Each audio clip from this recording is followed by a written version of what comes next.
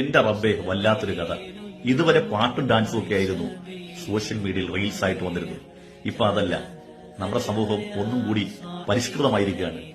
അള്ളാഹുവിന് വേണ്ടി നിഷ്കളങ്കമായി ചെയ്ത ഇബാദത്ത് വരെ ഇൻസ്റ്റാഗ്രാമിലും ഫേസ്ബുക്കിലും ഒക്കെ ലൈവ് അല്ലെങ്കിൽ റീൽസ് ഇടുകയാണ്. ഞാൻ ഈ അവസരത്തിൽ ഓർമ്മിക്കുന്നത് മഹാനായ ഇബ്നു മസ്ഊദ് റളിയല്ലാഹു അൻഹു പറഞ്ഞ ശ്രദ്ധേയമായൊരു വാക്കാണ്. ഇന്നൽ മുഅ്മിന യറാ ദുനൂബഹു. ഒരു യഥാർത്ഥ വിശ്വാസിയായ മനുഷ്യൻ അവൻ ചെയ്യുന്ന തെറ്റുകളെയൊക്കെ അവൻ കാണുന്നത് കഅന്നഹു ഫീ അസ്രി ജബലിൻ യഖാഫു അൻ യഖഅ അലൈഹി.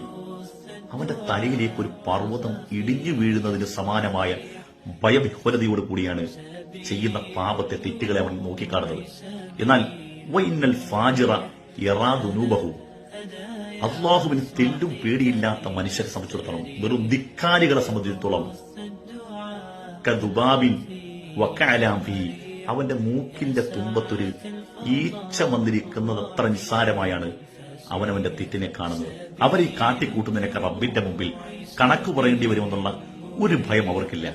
അവരെ മൂക്കിന്റെ തുമ്പത്ത് ഈച്ചയിരിക്കുന്ന അത്ര നിസ്സാരമായി അതിനെ ഗൗനിക്കാതെ അവഗണിച്ചു കളയും. ത്വൽഹത്ത് ബിൻ റുഖാനയിൽ നിന്ന് നിവേദനം, നബി സല്ലല്ലാഹു അലൈഹി വസല്ലം തങ്ങൾ പറയുന്നു, ഓരോ മതങ്ങൾക്കും ഓരോ സംസ്കാരമുണ്ട്.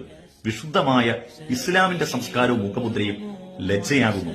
മൂസാ നബി അലൈഹി ഇസ്ലാം തന്റെ ജനതയോട് നിങ്ങൾ ധീരരാകൂ എന്ന് പറഞ്ഞപ്പോൾ ഈസാ നബി